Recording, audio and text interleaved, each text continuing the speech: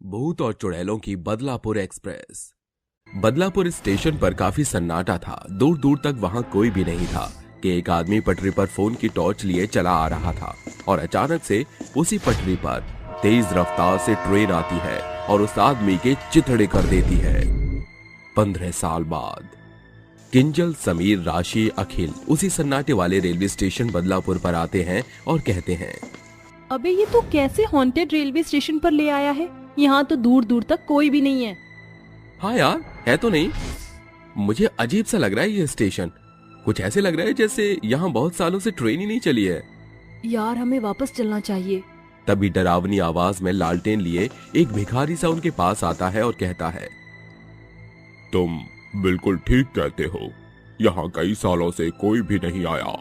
Station पर 15 साल से बदलापुर स्टेशन पर कोई भी ट्रेन नहीं रुकती, पर कुछ सालों पहले बदलापुर एक्सप्रेस यहाँ रुककर लोगों की जानें लेने लग गई। ये आप ऐसा क्यों कह रहे हो? ऐसा कैसे हो सकता है? भला अगर ऐसा होता तो हमें पता होता। क्यों यहाँ पर ट्रेन नहीं रुकती और क्यों वो बदलापुर एक्सप्रेस सबको मारती थी? अगर तुम्हें इस बदलापुर एक्सप्रेस का पूरा सच जानना है तो आओ, मैं तुम्हें कहानी बताता हूँ। ये लो, चाय पीते पीते सुनो। हाँ, ये आपने सही जुगाड़ किया है। कुछ वर्षों पहले इस बदलापुर एक्सप्रेस पर लोगों की काफी चहल पहल थी। जहां खाने पीने के स्टॉल प्लेटफॉर्म पर थे तो कुछ लोग ट्रेन में चढ़कर खाना पीना बेचते थे। चाय ले लो, चाय चाय चाय, गर्मा गर्म चाय, मसाला चाय, मलाई मार के चाय ले लो, चाय।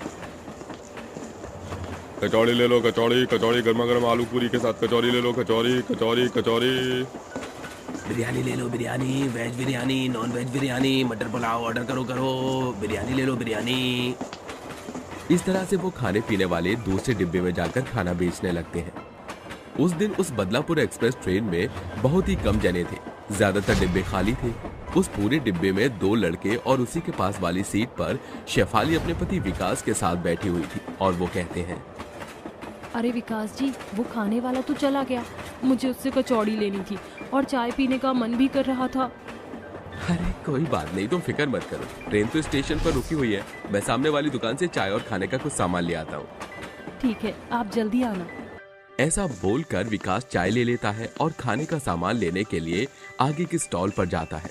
इतने में शेफाली के साइड वाली सीट पर बैठे 2 लड़के उसे घूर कर कहते हैं, अरे वाह, कितना खूबसूरत माल है हमारे सामने और हम इधर उधर लड़कियों को ढूंढ रहे हैं। अरे यार, इस बदलापुर एक्सप्रेस के ज्यादातर डिब्बे तो खाली हैं। चलो शुक्र है सामने ये खूबसूरत परी मिल गई, वो भी अकेले में। इसका पति बाहर गया है अभी। तो देर किस बात की, क्यों न मौके का फायदा उठाया जाए और इसे अपना बनाया जाए। चल फिर थोड़े मजे करते हैं। ये बोलकर दोनों लड़के दोनों तरफ से ट्रेन के दरवाजों को बंद कर देते हैं। दरवाजा बंद करता हुआ देख विकास देख लेता है और अपने हाथ का सामान छोड़कर जोर जोर से दरवाजा खोलने की कोशिश करता है। अरे ये क्या हुआ? किसने ये दरवाजा बंद किया है? खोलो, अरे खोलो, कोई मेरी पत्नी अंदर है। शेफाली, शेफाली क्या हुआ? तुम ठीक तो हो? तभी वो दोनों लड़के उसके साथ जबरदस्ती करते हैं और खिड़की से ये सब उसका पति देख लेता है और शेफाली रोती है। ये क्या बदतमीजी है? छोड़ो मुझे, मेरे पति बाहर है। खोलो दरवाजा, जाने दो मुझे। छोड़ो मेरा हाथ। ऐसे कैसे जाने दें? बार बार थोड़ी मौका मिलता है।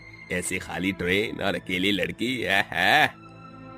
बिल्कुल, तुझे अपना बनाने की कसम खाई है। मैंने कहा छोड़ो मुझे, छोड़ो, जाने दो। तभी शेफाली अपना हाथ छुड़ाने के लिए उस लड़के के टांगों के बीच में मार देती है, जिससे वो चिल्लाने लगता है और दूसरा लड़का शेफाली के बाल पकड़कर ट्रेन की खिड़की पर मार देता है। ये देखकर विकास कहता है, रुक जाओ, छोड़ दो मेरी बीवी को। ऐसा मत करो उसके साथ। उसने तुम्हारा क्या बिगाड़ा है? छोड़ दो उसे। विकास दरवाजा खोलने की कोशिश करता है। इतने में ट्रेन चलने लगती है।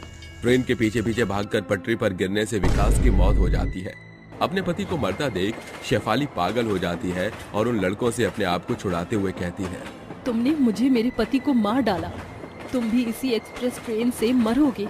एक दिन ये मेरी बद्दुआ है। तुम्हें छोड़ूंगी नहीं मैं, तुम में से किसी को। अभी तो जा रही हूँ मैं। ऐसा कहकर शेफाली बदलापुर एक्सप्रेस ट्रेन से कूदकर अपनी जान दे देती है, जिसके बाद दोनों पति पत्नी की आत्मा भूत और चुड़ैल बनकर अपने बदले के लिए भटकने लगती है। मार डालूंगी, छोड़ूंगी नहीं उन दोनों को। मुझे मेरा बदला चाहिए। जब भी वो बदलापुर स्टेशन पर आएंगे तो छोड़ेंगे नहीं हम उन्हें। तुम चिंता मत करो, तड़पा तड़पा कर उन्हें मारेंगे और बदलापुर स्टेशन पर आने वाले हर लोगों की मौत हो गई। बदला लेंगे, बदला। ऐसे वर्ष बीतते हैं। वो दोनों लड़के तो आते नहीं हैं। इतने में जो भी बदलापुर स्टेशन पर लोग आते थे उन सबको वो भूत और चुड़ैल एक एक करके मारने लग गई। कुछ सालों में वहां पर सबने आना छोड़ दिया, जिसके बाद अब वहां ट्रेनें भी नहीं रुकती थी। बदलापुर एक्सप्रेस सीधा तेज रफ्तार में भागती थी, लेकिन बदलापुर स्टेशन के अलावा अलग स्टेशन के लोगों को वो भूत और चुड़ैल कुछ नहीं कहते थे और सही सलामत उन्हें उनके स्टेशन पर छोड़ देते थे। 15 साल बीत जाते हैं। बदकिस्मती से वो लड़के इस हादसे को भूल जाते हैं और उसी स्टेशन के उसी बदलापुर एक्सप्रेस में एक साथ बैठे होते हैं और कहते हैं, कमाल की बात है, इतने समय बाद हम इसी स्टेशन से घूमने जा रहे हैं। पर मुझे याद है हमने क्या कांड किया था। मुझे उस औरत के मरते हुए बोल याद आ रहे हैं। जानता है ना तू, उसने हमें धमकी दी थी, हमें यहाँ नहीं आना चाहिए था। अरे ऐसा कुछ नहीं है, देख हम कितने सही सलामत इस ट्रेन में बैठे हैं। तभी अचानक से उनके ट्रेन के डिब्बे की लाइट जलने बुझने लगती है, खिड़कियां खुलने बंद होने लगती है। अरे अचानक से ये क्या हो रहा है? लगता है वो आ गई है, वो हमें नहीं छोड़ेगी, अब मार डालेगी। अरे भागो। वो जैसे ही भागने की कोशिश करते हैं तो उन दोनों के सामने भूत और चुड़ैल आ जाते हैं और उनकी गर्दन पकड़कर कहते हैं, तुम्हारी वजह से इतनी बेरहमी से मरना पड़ा और मेरे पति के साथ जो हुआ उसका हिसाब तो तुम दोनों को देना पड़ेगा। आज इतने वर्षों से इसी बदले में हूँ मैं और इस बदले के कारण मैंने और भी लोगों की जान ली है। छोड़ दो हमें जाने दो। हमने उस दिन तुम दोनों के साथ बहुत गलत किया, पर हमें अपनी गलती का एहसास हो गया है। हमें जाने दो, हमें जाने दो। अपनी गलती के एहसास को अपने तशरीफ में रख। अब तुझे हमसे कोई नहीं बचा सकता। तेरे कारण मैं अपनी बीवी से दूर हो गया। छोड़ूंगा नहीं तुम दोनों को। गाना गा रहा था उस रात, अब गाना एक मैं गाऊंगा। आज न छोड़ूंगा तुझे दम दमादम, दिल में है बदला बहुत सारा दम दमादम। मार डालूंगा तुम दोनों को चटनी बनाकर दम दमादम। बहुत हार्ड जी। सुनिए, हमें इन्हें मार देना चाहिए। थोड़ा गुस्सा शांत कर लो, तड़पाओ इन्हें, फिर एक साथ ट्रेन से फेंक देंगे। ये बोलकर भूत और चुड़ैल उन दोनों को पटक पटक कर मारते हैं, फिर लात घूंसे मारते हैं। उसके बाद उन्हें ट्रेन से नीचे फेंक देते हैं, जिसके बाद वो कट कर मर जाते हैं। उसी के साथ उनका बदला पूरा होता है और उनकी आत्मा को मुक्ति मिल जाती है। उसके बाद से ये जगह पहले जैसी डरावनी नहीं रही।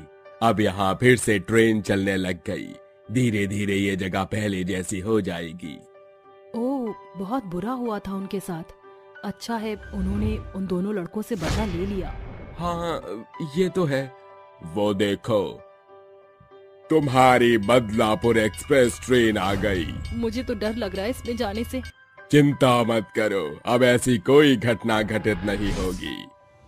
ऐसा कहकर वो चारों उस ट्रेन में बैठ जाते हैं, जिसके बाद वो भिखारी एक भूत बन जाता है और लालटेन लेकर जोर से हंसने लगता है। मौत के मुंह में जाना है तो जाओ, मैं तुम्हें बदलापुर एक्सप्रेस ट्रेन में ले चलता हूँ।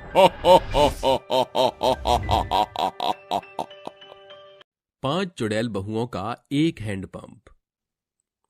रात का समय होता है। गांव के सभी लोग अपने घर में सो रहे होते हैं।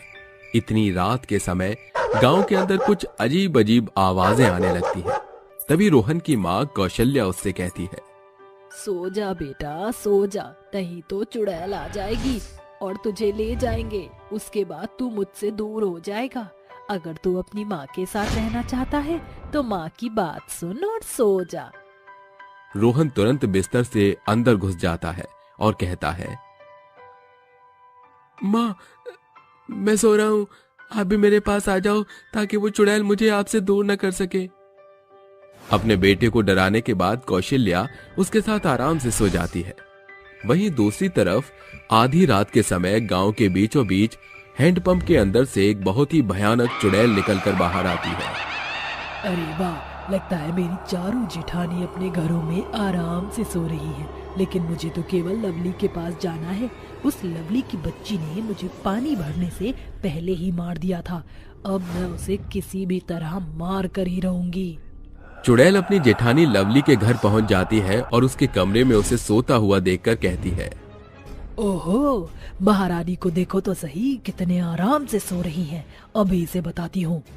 चुड़ैल अपनी शक्तियों से खूब सारा पानी इकट्ठा करती है और सीधा लवली के ऊपर गिरा देती है, जिसके बाद लवली की नींद खुल जाती है और वो अपने सामने अपनी देवरानी बिजली की चुड़ैल को देखकर हैरान रह जाती है।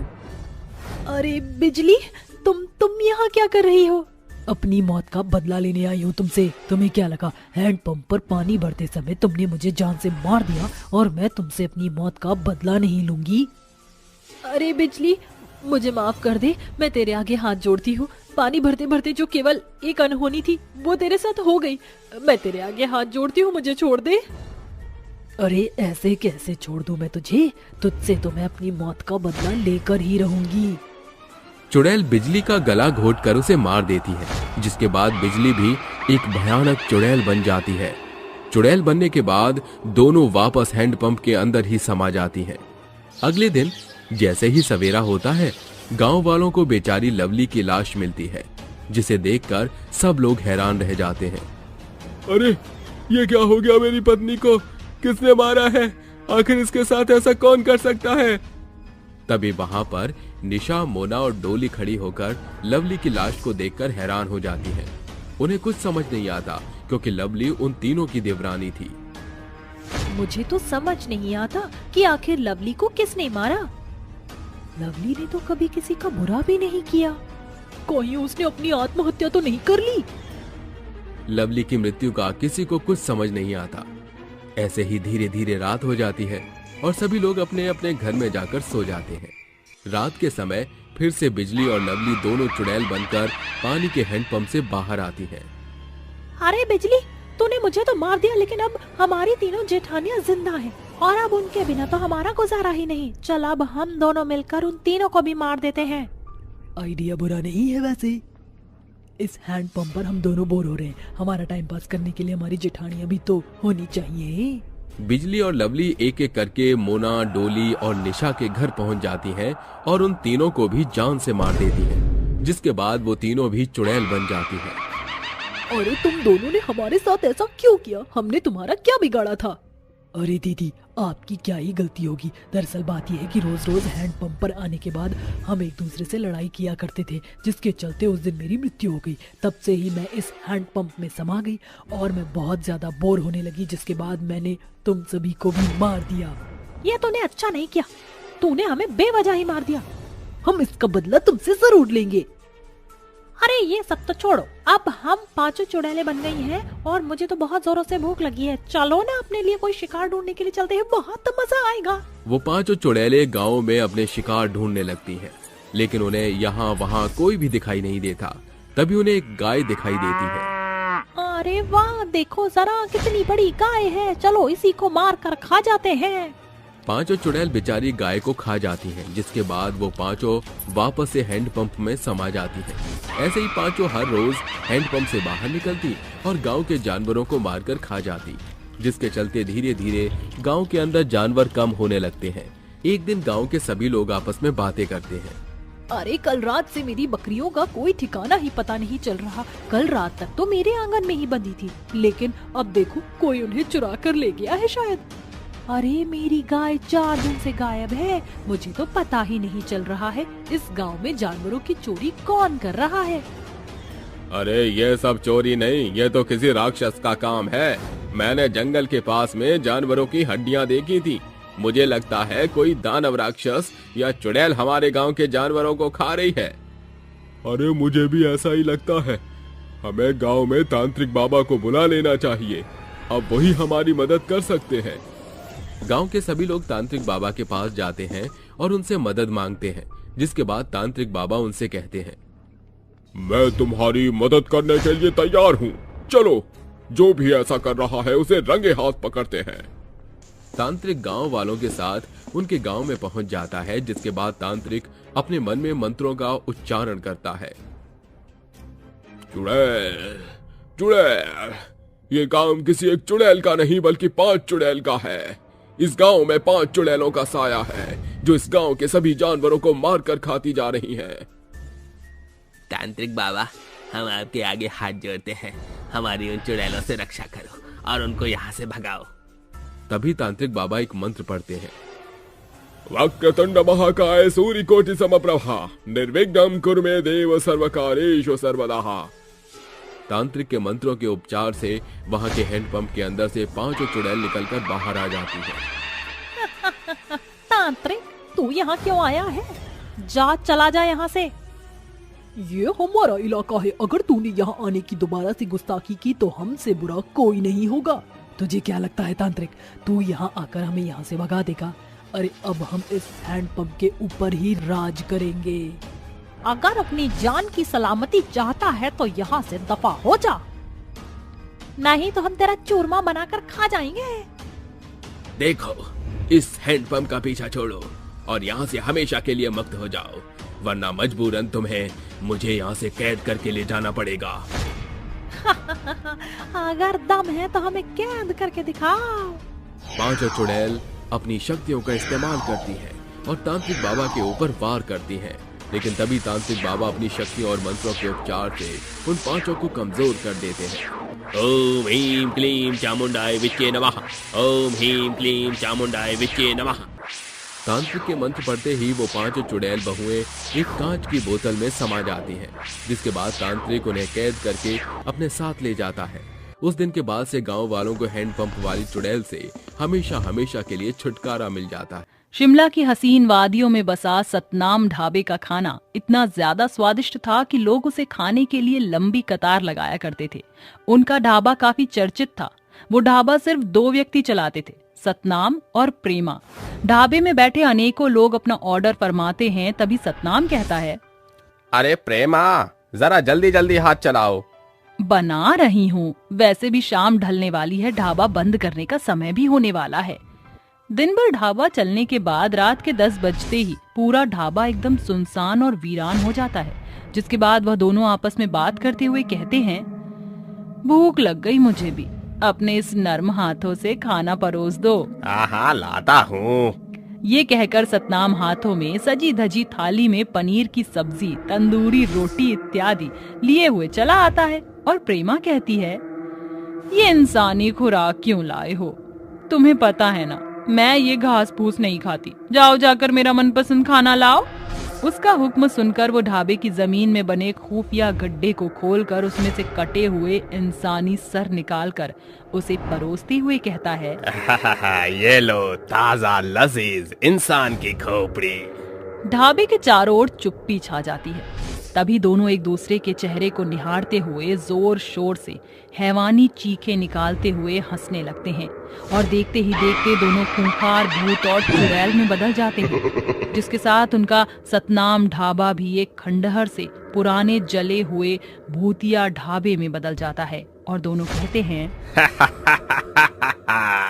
किसी को भी कानो कान खबर नहीं होगी कि ये ढाबा कोई साधारण ढाबा नहीं और न ही हम कोई आम इंसान है। हम इंसान नहीं, हैवान हैं, मुर्दे हैं हम। हमारा ये ढाबा कभी बंद नहीं होगा, ये हमेशा चलता रहेगा। हम एक एक को मार कर खा जाएंगे। इस तरह दोनों भूत और चुड़ैल दिन में तो साधारण इंसान बनकर लोगों को ढाबे का इंसानी खाना खिलाते हैं, पर जैसे ही रात होती है वह दोनों अपने असली रूप में आकर आते जाते राहगीरों को अपना शिकार बनाकर इनके मांस से ढाबे का खाना तैयार करते हैं। एक दिन 2 दोस्त उस ढाबे के आगे से गुजर रहे होते हैं। तभी राज कहता है, ए विक्रम, रुक रुक रुक रुक। अरे क्या हो गया? चुड़ैल भूत देख लिया क्या तूने? अरे नहीं यार, देख देख, सतनाम ढाबा। बहुत सुना है इस ढाबे के बारे में। पिछले महीने मेरे कुछ दोस्त यहाँ घूमने आए थे तो बता रहे थे कि यहाँ का खाना बहुत लाजवाब है। ऐसा भी क्या जादू है इस ढाबे के खाने में? चलकर देखते हैं। पर रात काफी हो चुकी है, ढाबा बंद हुआ तो अरे देखते हैं, चल तो।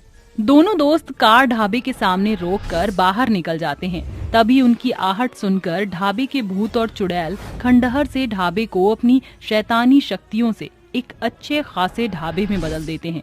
और जैसे ही वो दोनों कदम रखते हैं, वो कहते हैं, आओ आओ बच्चों, कहो क्या खाओगे? अंकल जी, इतनी रात को भी आपका ढाबा खुला हुआ है? हमारा ढाबा ही सबसे अलग है। ये ढाबा सारी रात खुला रहता है, कभी बंद नहीं होता। क्या खाओगे? आपके होटल में जो सबसे अच्छा हो वो ला दीजिए। दोनों के कहने पर भूत और चुड़ैल ढाबे के अंदर से प्लेट में कटे हुए सर कटी हुई बारीक उंगलियां थाली में परोस कर उनके सामने रख देते हैं। ऐसा मंजर देखकर वो दोनों चकाचौंध होकर कहते हैं, ये क्या है? राज, मुझे इस ढाबे में कुछ भी ठीक नहीं लग रहा, चल उठ यहाँ से। जैसे ही वो दोनों दोस्त भागने के लिए उठ खड़े होते हैं, तभी ढाबे के दोनों भूत और चुड़ैल उन दोनों को आगे पीछे से घेर लेते हैं और कहते हैं, कहाँ जा रहे हो तुम दोनों? इस ढाबे का नियम है कि बिना पूरा खाना खाए तुम यहाँ से नहीं उठ सकते। विक्रम, ये तो मुर्दों का ढाबा है। ये सब तेरी गलती का नतीजा है। कहाँ फंसा दिया तूने आज तो। ये भूत और चुड़ैल हमें मारकर हमारा शाही कोरमा बना डालेंगे। अरे वाह, तरकीब तो बड़ी अच्छी है। चलो दोनों मरने के लिए तैयार हो जाओ, तभी तो हम तुम्हारे कीमा बनाएंगे। इसके बाद दोनों भूत और चुड़ैल उनका गला दबोच कर उखाड़ फेंकते हैं और दोनों के खून के छींटे चुड़ैल के भूतिया ढाबे के चारों तरफ बिखर जाता है। तभी सतनाम का भूत कहता है, चलो चलकर इनका गोश्त पकाते हैं। दोनों उन्हें मारकर उनकी खोपड़ी और शरीर के बाकी अंगों को भूनकर खा जाते हैं। थोड़ी ही देर बाद सुबह होने के साथ भूतिया सतनाम ढाबा जले खंडहर से वापस अपने सही हालत में वापस खड़ा हो जाता है। ऐसे ही हर रात ढाबे पर जो कोई भी जिंदा आता है वो कभी लौट कर वापस नहीं जा पाता। देखते ही देखते उस ढाबे की अजीबो गरीब भयानक चर्चा चारों ओर मरी की भांति फैल जाती है। पर एक रात फिर भूले भटके एक परिवार उस ढाबे पर खाना खाने के लिए आते हैं और दोनों कहते हैं, सतनाम ढाबा में तुम्हारा स्वागत है। तो बताओ क्या खाओगे? Chicken kebab, chicken korma, mutton chicken pulao, भेजा फ्राई, चिकन कीमा या फिर? जी, आपके ढाबे पर शाकाहारी खाना नहीं मिलता क्या? मिलता है, पर सिर्फ दिन के समय। ढाबे पर रात के समय सिर्फ मांस मिलता है, मतलब मांसाहारी खाना मिलता है। उनके अजीबो गरीब बात सुनकर संजीव की पत्नी काव्य के मन में कई सवाल घर बनाने लगते हैं कि तभी उसकी नजर भूतों और चुड़ैल के उल्टे पांव पर पड़ जाती है और वो बोलती है, अरे इनके पांव देखिए, उल्टे हैं। ये सुनकर भूत और चुड़ैल अपने खूंखार अवतार में आते हैं और ढाबा भी एकदम जले हुए हालत में बदल जाता है और वो कहते हैं, क्या खुसर फुसर करने लगे? बैठ जाओ, हम खाना लेकर आते हैं। इसके बाद भूत उसकी मासूम बेटी रिया को उठा लेते हैं। ये देखकर उसके माता पिता कहते हैं, नहीं, मेरी बेटी को छोड़ दो, उसे मत ले जाओ। संजीव कुछ करो। हम सबको मार देंगे, किसी को नहीं छोड़ेंगे। हम अपनी मौत का बदला लेंगे। जो भी इस शापित ढाबे पर आएगा वो मारा जाएगा। तुम दोनों मरे कैसे? ये लंबी कहानी है। बात कुछ सालों पहले की है। सतनाम ने अपनी पत्नी प्रेमा के साथ इस ढाबे की नींव रखी थी। किस्मत ने उनका साथ दिया, जिस कारण ढाबा काफी अच्छा चल पड़ा। ये देखकर वो दोनों खुशी से कहते हैं, ये उस रब की मेहर है जो हमारा ढाबा इतना मशहूर हो गया है। पर जब से हमारा ढाबा अच्छा चलने लगा है, हमारे सामने वाले लक्की के ढाबे पर कोई नहीं आता और इसलिए वो हमसे बेहद उखड़ा हुआ है। बिजनेस में ये सब आम बात है। कोई आगे बढ़ता है तो किसी का काम ठप पड़ता है। उन्हें लगातार तरक्की हासिल करता देखकर लक्की कहता है, बहुत तरक्की कर रहे हैं ये सब इस ढाबे से। मैं इन दोनों को इनके ढाबे समेत जलाकर राख कर दूंगा। जब दोनों लोगों की खास खैरियत में व्यस्त होते हैं, उसी मौके को पाकर लक्की उनके ढाबे के स्टॉक में पड़ा सारा सिलेंडर ऑन करके वहां से भाग निकलता है। ढाबे के इर्द गिर्द बैठे लोगों की फरमाइशों को सुनकर जल्दीबाजी के कारण सतनाम गैस की खुली नॉब पर ध्यान नहीं देता और जैसे ही वो स्टोव जलाने आगे बढ़ता है, एक जोरदार धमाका होता है और सभी के चित्थड़े उड़ जाते हैं। जिसके बाद वो दोनों भूत और चुड़ैल बनकर कहते हैं, बेशक हम अब मुर्दा हैं, पर हमारा ये ढाबा कभी बंद नहीं होगा। आज से ये होगा शापित ढाबा। पूरी वारदात को जानने के बाद वो कहते हैं, पर तुम्हारी मौत में हमारी क्या गलती? तुम्हारी गलती ये है कि तुमने रात के अंधेरे में हमारे ढाबे में कदम रखा। हमें इंसानों को मारकर उनका खाना बनाना बहुत पसंद है। भूतिया ढाबे से बचने के लिए दोनों तरकीब बनाकर कहते हैं, अगर किसी तरह हमें शापित ढाबे को ही जलाकर राख कर दे तो हम बच सकते हैं। मैं इनको बातों में उलझाता हूँ, तुम जाकर इस ढाबे को जला दो। जी अच्छा।